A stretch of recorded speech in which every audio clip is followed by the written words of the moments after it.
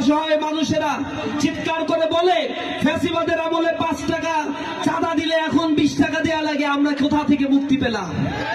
যারা এই চাঁদাবাজি করছেন তাদের বিপরীতে একটি ঐক্যবদ্ধ সুসংঘবদ্ধ বাংলাদেশ গড়ে তোলার জন্য এখন বাংলাদেশের মানুষ চতুর্দিক থেকে ফুঁসে উঠেছে। তারা প্রতীক্ষার ক্ষণ গুনছে। ফেব্রুয়ারি মাস আসলে তাদের সেই কাঙ্ক্ষিত ঘরে তারা তাদের রায় ন্যায় আর ইনসাফের পক্ষে দিবে ইনশাআল্লাহ।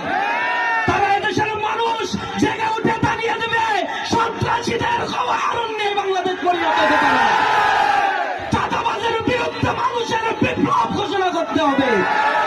সন্ত্রাসীরা মনে করছে কালো টাকার দৌরাত্ম, বিদেশ থেকে রাশি রাশি অস্ত্র ঢুকিয়ে এদেশের মানুষকে জিম্মি করে তারা আবার ভোট কেন্দ্রকে দখল করে ক্ষমতার পালা বদলে তারা তাদের মতো করে এক সন্ত্রাসের স্বর্গরাজ্যে পরিণত করবে।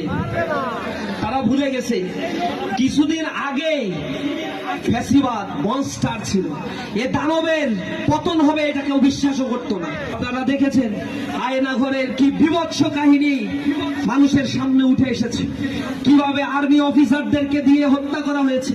ট্রাইব্যুনাল যখন আমাদের সামনে উন্মুক্তভাবে সেই রিপোর্টগুলো পেশ করছে, আমরা দেখতে পাচ্ছি একজন সেনা অফিসার কত বর্বর হতে পারে। সে মানুষকে হত্যা করছে এবং আনন্দ উপভোগ করত।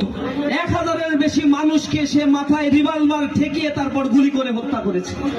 এরপর হত্যা করার পরে তাজা রক্ত মগজ যখন তার হাতে লাগতো তা থেকে সে পরিতৃপ্তি বোধ করত। এই বিচার প্রক্রিয়া সম্পন্ন না হয়ে আমরা বলেছিলাম এই বাংলাদেশে নির্বাচনের বন্দোবস্ত করা যাবে না। আলহামদুলিল্লাহ একটা বড় দল বিরোধিতা করলেও সরকার তার অনমনীয় মনোভাব, ট্রাইব্যুনালের সাহসী পদক্ষেপ এবং সকল রক্ত চক্ষুকে উপেক্ষা করে তারা রায়ের জন্য প্রস্তুতি গ্রহণ করেছে, রায় দিয়েছে। সামনে মানুষের সামনে এই বিভৎস ফ্যাসিবাদের চরিত্র আবার উন্মোচন করবে ইনশাআল্লাহ। তারা এই বাংলাদেশে অস্ত্রের গুদামঘর পরিণত করেছিল, পুলিশকে তাদের পেটুয়া বাহিনীতে পরিণত করেছিল। যেমনি ভাবে স্বাধীনতা পরবর্তী বাকশাল কায়েম করে তার পিতা এই বাংলাদেশে হাজার হাজার মানুষকে রক্ষী বাহিনী দিয়ে হত্যা করেছিল, ঠিক তেমনি ভাবে তার সন্তান, তার কন্যা এই বাংলাদেশের জন্য সবচেয়ে বড় অভিশাপ। এই ফ্যাসিবাদের রানী ভারতের সেবাদাসী এই বাংলাদেশের জনগণকে লাঞ্ছিত করেছিল, তাদের অধিকার থেকে তারা বঞ্চিত করেছিল। বাংলাদেশের মানুষ ওই রক্তচক্ষুকে ভয় পায় নাই।